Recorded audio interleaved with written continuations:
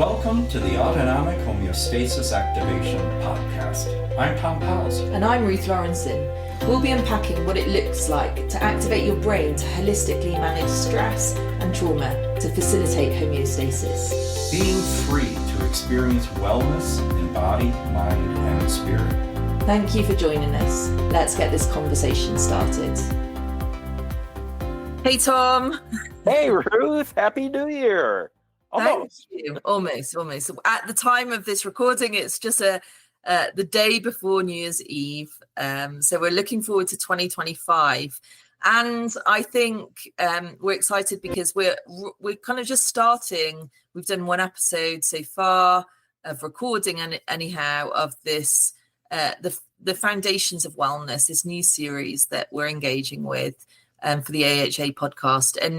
And so I think 2025, I think when people enter a new year, wellness is such a big thing, right? There's like everyone's thinking about all of the things. I mean, we talked about New Year's resolutions before. We all know none of them work, but I think the desire there inside people is to be well and I think there's something good about the refreshment of a new start, a new year.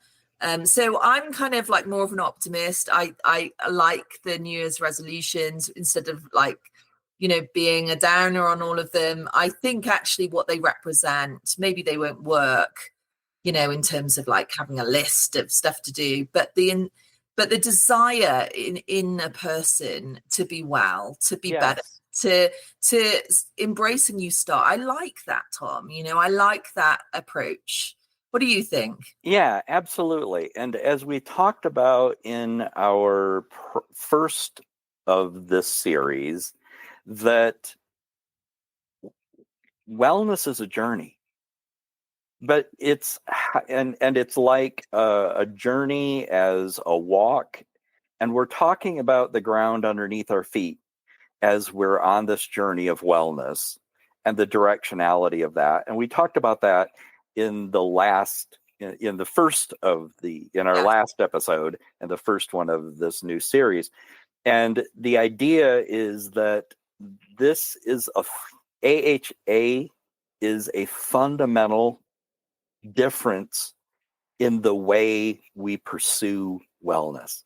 It is fundamentally different. And that doesn't take anything away. As a matter of fact, it actually supports so many of the benefits of efforts that people engage in to experience wellness and to promote wellness, what coaching wellness is all about, what psychotherapy, what medical treatments. The benefits of those things are real. There is a fundamental paradigm shift that allows AHA, autonomic homeostasis activation, as a process of wellness to achieve what those things do not. Absolutely. And, I think that there are a lot of, like you said, there's a lot of wellness options out there, Absolutely. And we both engage with them on different levels. There's like yoga and mindfulness and all of that stuff. And I love the fact that this is very complementary. This is not to say that those things shouldn't exist. In fact, they're really, really supported. But this kind of conversation is going to be all about really kind of dialing in to, or at the beginning, because this is a huge topic, really. We're going to start opening that door to what actually is the AHA process of wellness. Like, what is the difference then from what we're talking about? And so let's start there, Tom. One of the things that I think when the phrase we would like to kind of put out there is that and it doesn't describe everything because it needs a conversation around it. But the AHA process of wellness is really about a brain-informed wellness. Yep. And I think there's a lot of things that out there, body, mind, spirit, that, do something like, so for example, even when you're sick, you take medicine and you do something to the body, or with wellness, you it's all about having something that helps your body, mind, spirit, right?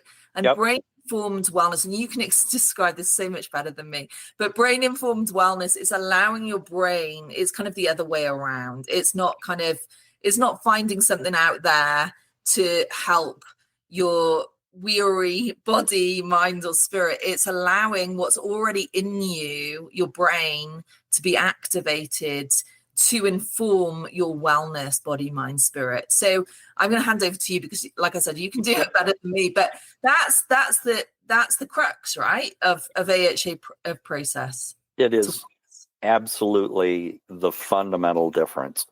It's like, rather than trying to create things and do them to the brain and the body and the mind and the spirit, it's allowing what is already innate in us, homeostasis, that promotes and restores well-being. And it's a complete reversal of the paradigm. It's not doing something to the brain, to the body, to the mind, to the spirit.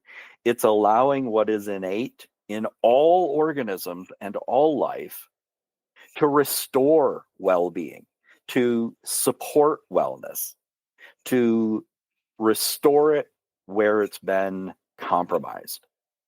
That's homeostasis. It is, and I can't emphasize that enough. It is a completely different paradigm and reversal of the paradigm. We're not doing something to the brain, to the mind, to the body, to the spirit. We're allowing what is innate in us as human beings to restore wellness. Yeah. And I like what you've said to me in the past. You know, you're a wellness coach, but you're also a psychotherapist, and you've always said, you know, you've joked that the brain is the therapist, or, Yes.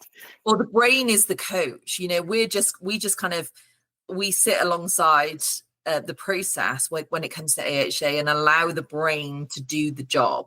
And so I don't know, that I think that's just such sticky language for people to get hold of. We are basically allowing what's already inside us, the brain, to do the job of optimizing things like homeostasis, regulating the nervous systems, and informing our perceptions so that we can be well people, right? Yes.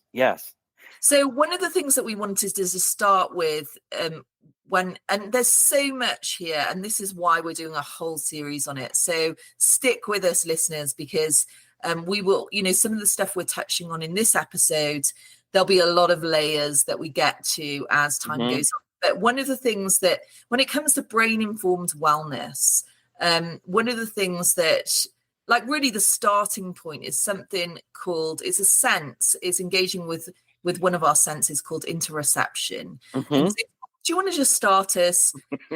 We actually got an episode on this, like when we first started a couple of years ago.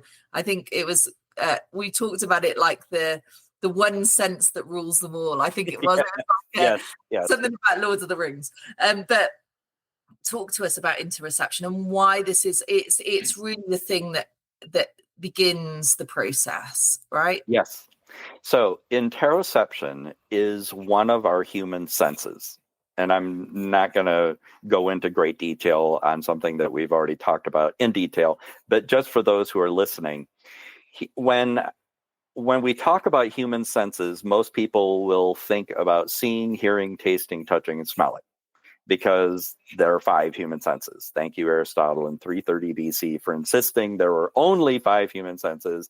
And for some reason, even though we've learned a whole lot since 330 BC, human beings are still thinking of 5 human senses. But consistent with the way we would define a human sense with seeing, hearing, tasting, touching, and smelling, we have 21 human senses. That's generally accepted in neuroscience, which often comes as a great surprise to people when I tell them that. And even some medical professionals, when I've talked with them, they've said, really? Okay. Yes. Aristotle was brilliant, but he was not correct on this. Anyway, my point is that one of those is interoception, and it's a function of the right anterior insular cortex. I won't get into that, but I would love to describe it. Anyway, that's a We'll piece. do one. We'll do an We'll episode. do that. Okay. So anyway, interoception is your awareness of body sensations and experience. So anything that you are experiencing in your body, how do you feel, for example? A.D. Bud Craig, the leading international authority, he passed not so long ago, but his book, How Do You Feel, is about interoception. The Damasios, your awareness of consciousness, your awareness that you exist, your sense of your body is interoception. That's why I jokingly said it's kind of like in the Lord of the Rings, it's the one ring that rules them all. It's the one sense that is your awareness of what you are experiencing. So your awareness of illness, your awareness of the symptoms of a lack of wellness is interoception. You sense that in your body. When you have emotions, your awareness of being emotional is a sensory experience. Your awareness that your heart is racing, or that you're cold, or that you're in pain. Your awareness of activity in your body. What are you feeling? How do you feel? Is interoception. It's one of the 21, and I think it's the human sense. And so interoception is involved in, for example, mindfulness. You're aware that you are thinking. You're aware of your thoughts. You sense your thoughts. You don't just have thoughts, you sense them. Yeah. Does that make sense? Yeah, absolutely. And I think one of the things about interoception is that it is happening all the time. And I think the thing about mindfulness is that you just stop. You just, it's the body mapping. It's actually, okay. And that is part of, there's part of that in the AHA process too, just stopping, being aware, kind of, but there's more to it than that. And one of the things, Absolutely. Yeah, one of the things, Tom, I think is really helpful for us to kind of tackle and get underneath with the AHA process is how is this different from mindfulness? Because some people, like you just mentioned, interoception is involved in mindfulness. It is mindfulness. Yes, and it is, that's a great thing to do, to be aware. And I think that with the lives that we live, part of the problem for us not being able to attain wellness is that we're not slowing down enough to even understand what's happening with this amazing sense, interoception. The things are happening all the time around us, but we are in some ways desensitized to all of the things. I mean, even just like you said, emotions. I don't know if you probably have had this experience, but I don't know if you've ever had a day where you're just like feeling like something's off. Yeah. Right. And That's then human. one of the things that just even doing AHA with you and being in this journey with AHA through the years and embracing interoception, one of the things that I've learned to do in those times now is just to go, okay, how do I feel? And actually just even asking that question, because it helps me. Before that question, I'm not able to figure it out because I'm desensitized somehow. My life's too busy or too many things are going on, and I don't even know why I'm feeling off. Out of touch. Yep. Yeah, the reality is that we have this amazing sense, interoception, that helps us identify body, mind, spirit, where we're at, what is happening, right? Yes. But so let's go back to this whole thing of mindfulness. What is the difference here between mindfulness using interoception and the AHA process, where we're talking about brain-informed wellness? What's the difference? Yep. So just for those who may not know, a really good understanding of mindfulness is that it is a practice that involves being aware of interoception, your thoughts, feelings, and body sensations But mindfulness is doing that, experiencing interoception without judgment or interpretation. The reason that helps reduce stress and improves mental and physical health is because you're experiencing interoception without adding a layer of stress to it, which is the judgment or interpretation. You're just allowing yourself to experience it. And without that judgment or interpretation, you're reducing the triggering of the sympathetic nervous system, flight or fight. In other words, with mindfulness, you're intentionally choosing not to stress yourself out about it, not to cause yourself anxiety, fear, anger, or upset. It's just simply observing it and accepting it. So literally, the reason that mindfulness, which was actually simply an extension of the application of ancient practice of meditation. That's all mindfulness is. It seems, oh, that's new. It's not new. It's just my meditation. And the idea here is that if you take out the element of judgment or interpretation, in other words, I'm sensing interoception, sensory awareness of thoughts, feelings, somatic activity, and you don't judge it or interpret it, then you're reducing the triggering of the flight or fight reaction. And flight is avoid the sensed or perceived threat to well-being, and fight is to attempt to manage that.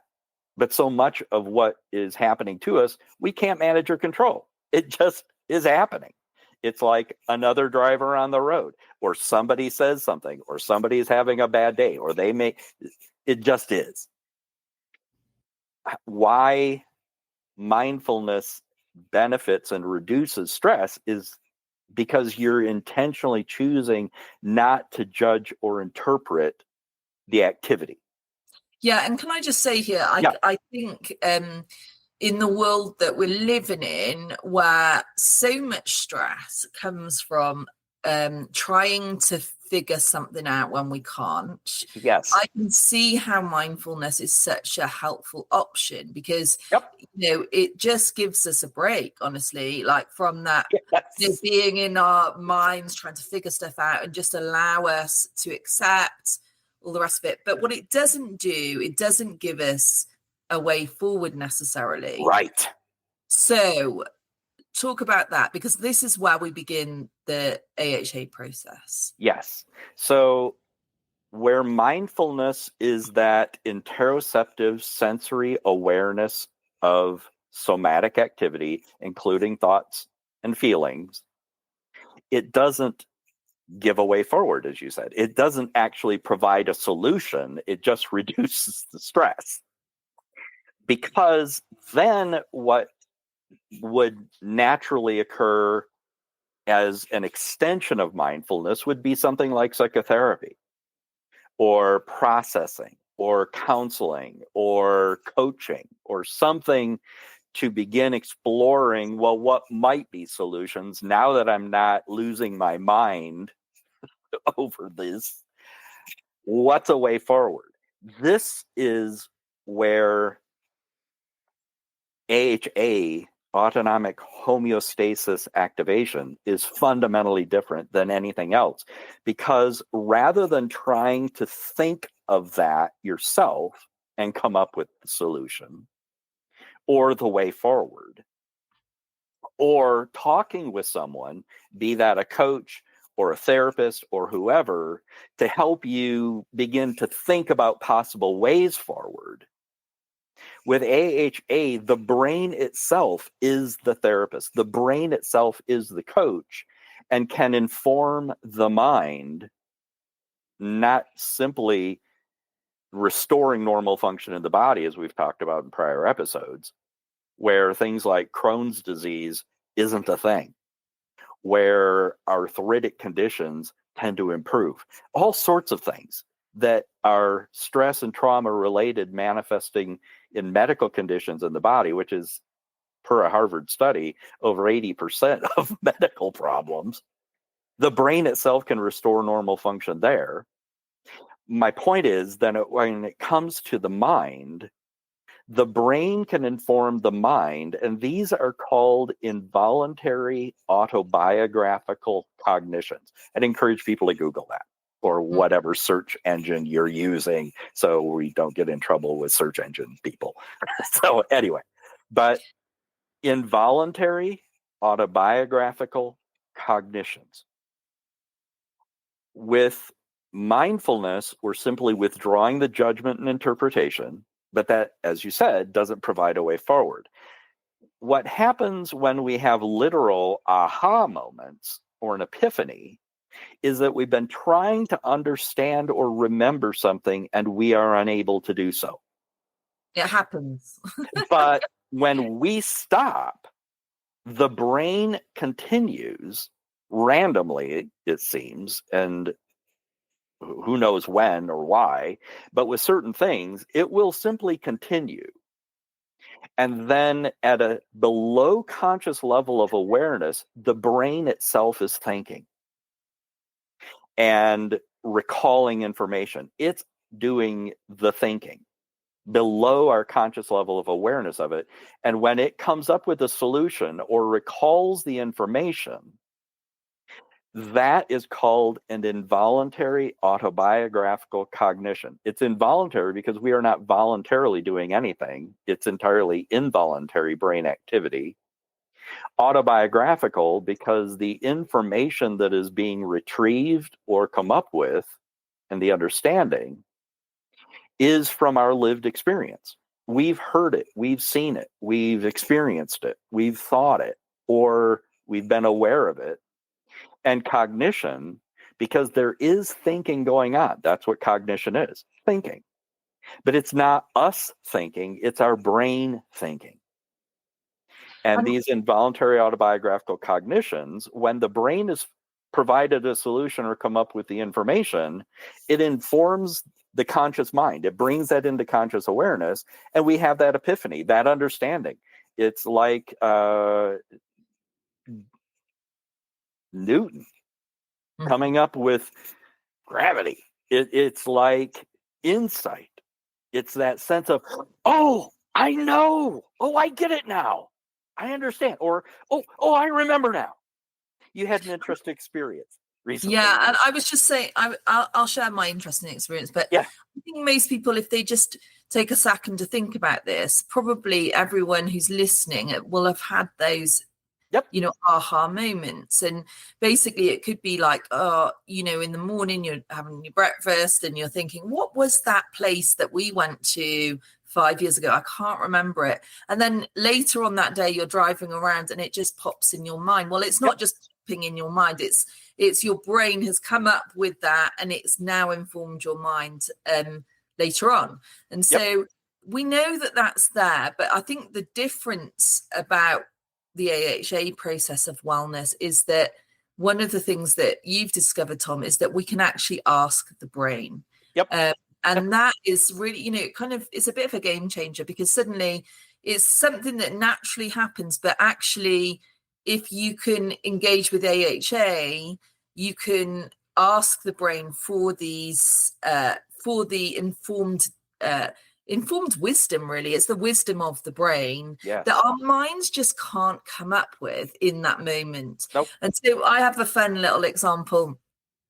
Just before Christmas, my daughter, she was studying for, she's only 11, but she was studying for a history test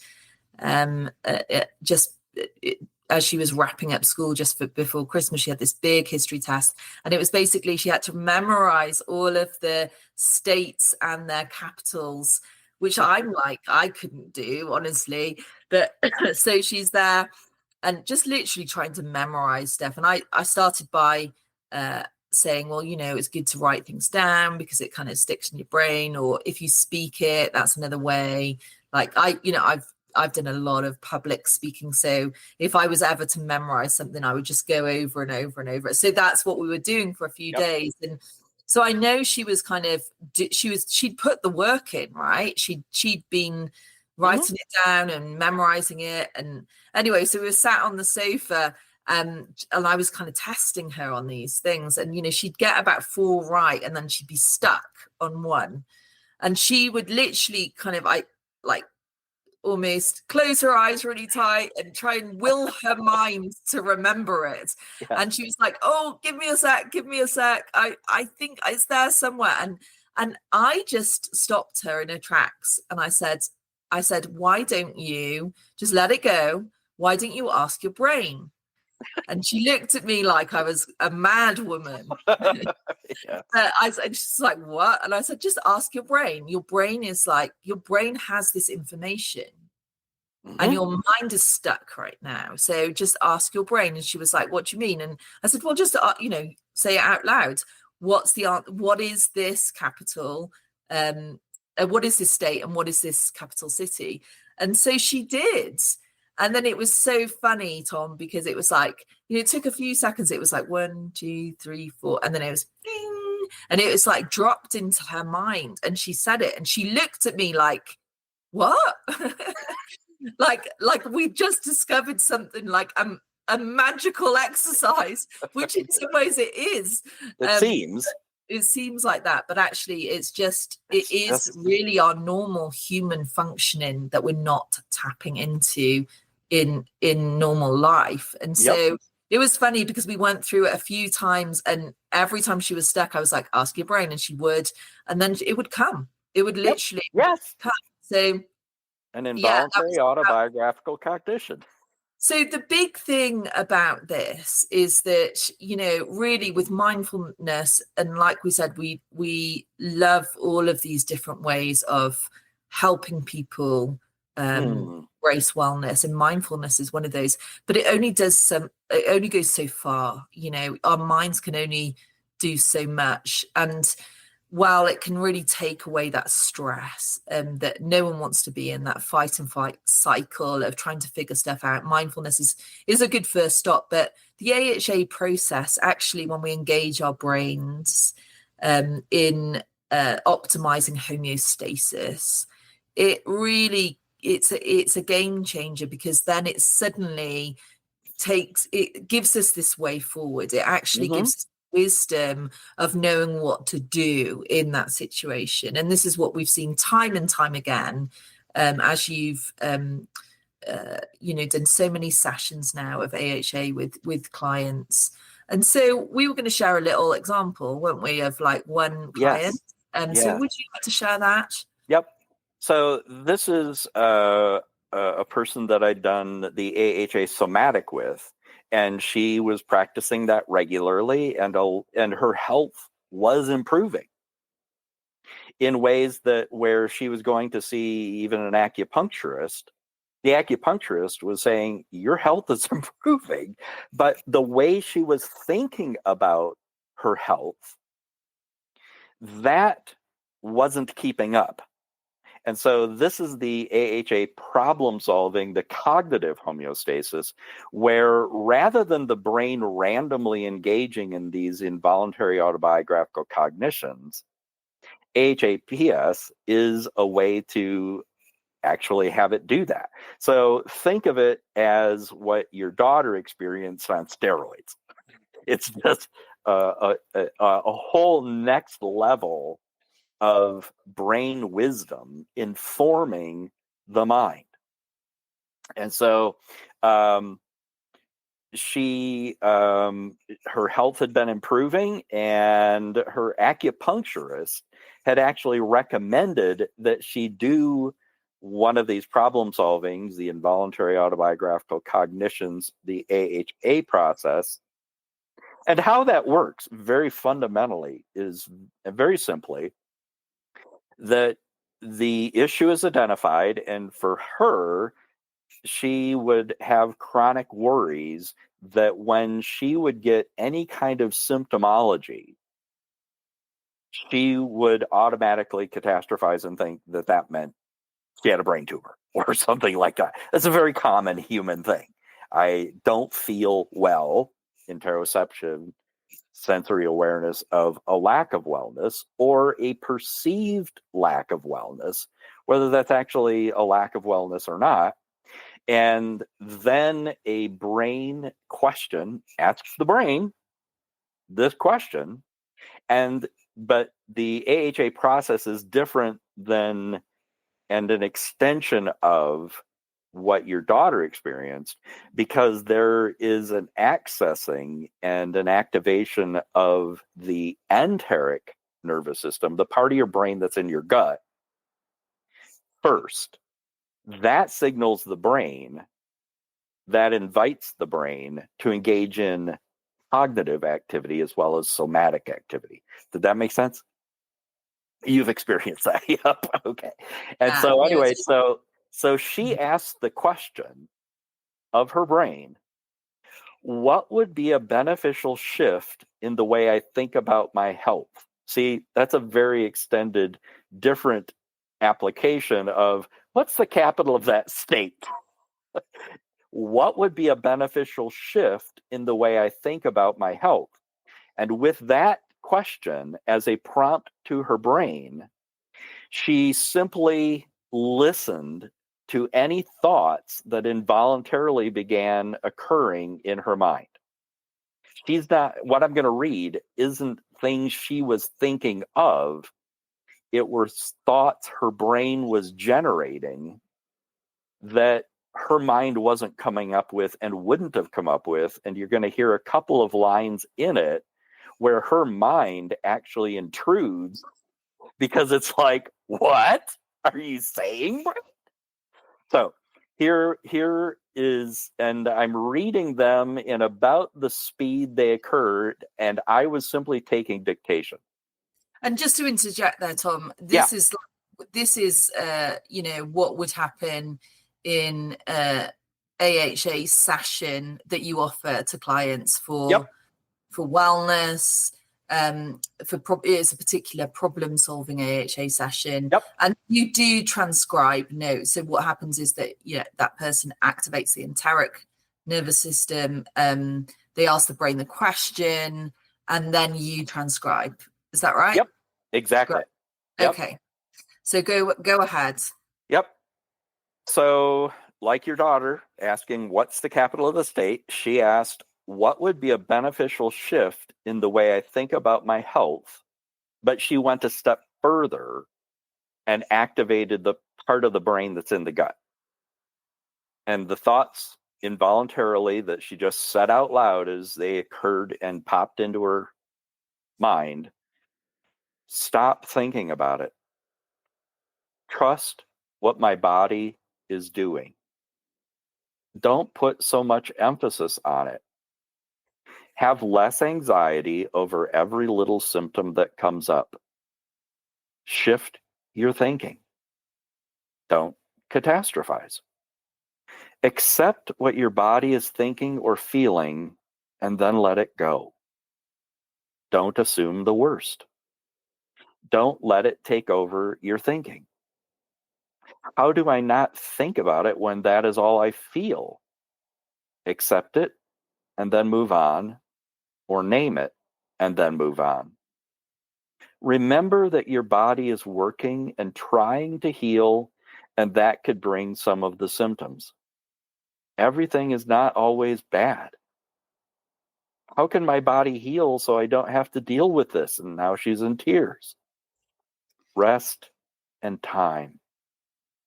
How do I get time enough to rest? Stop doing everything. I can't and don't want to do that. Make it a point to rest and relax. And now she's visibly and emotionally calming. Schedule in rest time.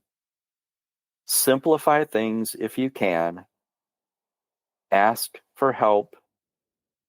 Make rest a priority. And that was the last involuntary thought. Her mind and brain just went silent. And she told me so. And I said, so what do you make of what you just heard your brain say to you? And she said, I need to make time to rest, and I will. See, we could have processed all that. I could have suggested all those things. I could have had her in coaching write down what would be some strategies and all that. And a number of those things her brain came up with, she would not have come up with, because she's like, no, I'm not doing that. But her brain had the wisdom to say it. Her brain came up with a solution. Yeah, it's interesting that I saw the moments where the mind interjected. It's almost that the mind is arguing a little bit with the brain, which is fascinating. It's trying to come to terms with it. Yeah. Just as you would if you were talking with someone, except the conversation is with your own brain. We just didn't know we could get the brain to do it, or that the brain would respond, but it does. And that is the brain as therapist. That is the brain as coach. That is the fundamental manifestation of the fundamental shift of not trying to do something to the brain and body and spirit and mind, but allowing and inviting the brain itself to do it. And it's simple enough that I've done it with little children. It's fascinating and beneficial and productive, because the brain has a wisdom that the mind does not, but we can allow the brain to inform the mind of that wisdom. That's amazing, Tom. And actually, we've said this right at the beginning. This is just an introduction, really. And as you're talking, I've got, there's so many topics that we're going to unpack. Just even the fact that why the mind can't do that. And there's all sorts of things like perceptions that we're dealing with and all the rest of it. But I hope for now that has kind of whetted your appetite, listeners, because I love this session, and it's really important to understand some of these differences and to understand what the AHA process of wellness is. If you're following us, we're going to be touching on all of these topics like homeostasis and perceptions and all of these things in more depth as we go on. But for now, I love that conversation, Tom. So helpful for the new year, and I can't wait to have our next conversation in this new series of the foundations of wellness. The brain has a wisdom that's accessible. Let's use it. Absolutely. Well, Happy New Year, everyone. Happy New Year. See you next time. You've been listening to the Autonomic Homeostasis Activation Podcast. Join us next time as we continue in our conversations with Tom. If you're interested in pursuing your own wellness journey, please check out our website, autonomichealing.org. You can also reach out to Tom at innerworkings.org.